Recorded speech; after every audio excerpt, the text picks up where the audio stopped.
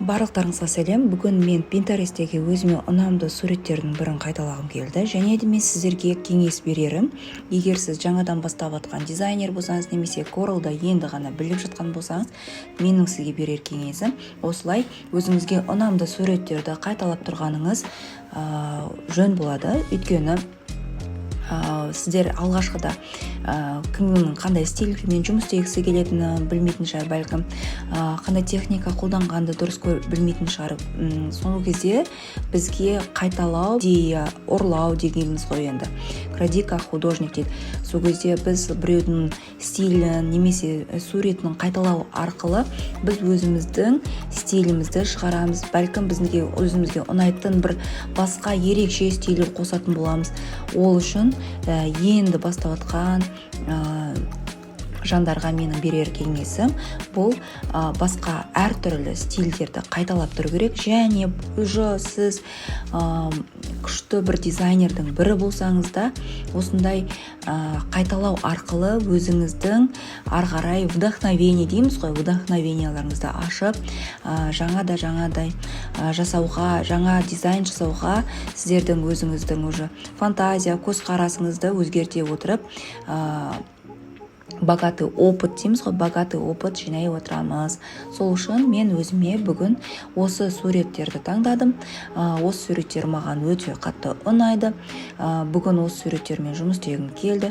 Сол үшін мен осы суреттерді қазір осылай тез перемотка арқылы көрсетіп жатырмын. Өйткені бұл жерде техникасы оңай. Бұл жерде тек қана біз прямоугольник, кривой немесе жаңағы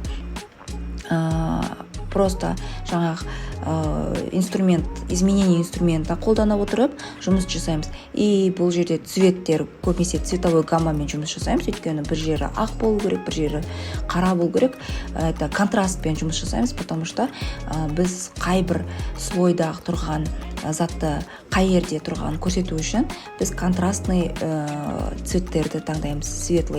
Светлыйды алды жақта екенін білдіру үшін темный цветтерді астында теневой жағында көрсете отырып объем шығарып картинаның объемный екенін көрсетеміз.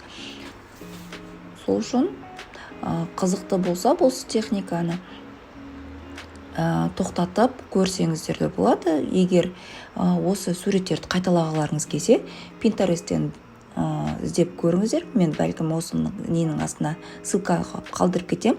Өздеріңізде қайталап көрсеңіздер де болады. Оңай әрі әдемі, эффектный дизайн болады. Егер если басқа бір дизайнерлер дизайнға қолданам десеңіздер осындай суретті, онда менің берер бұл жерде кеңесім кішкене өзіңіздің от себя что-то вы должны добавить, потому что только бір жұмыс болмау керек. Это получается авторские права тоже нарушается дегендей. Сол үшін сіздер өздеріңізден от себя должны что-то добавить.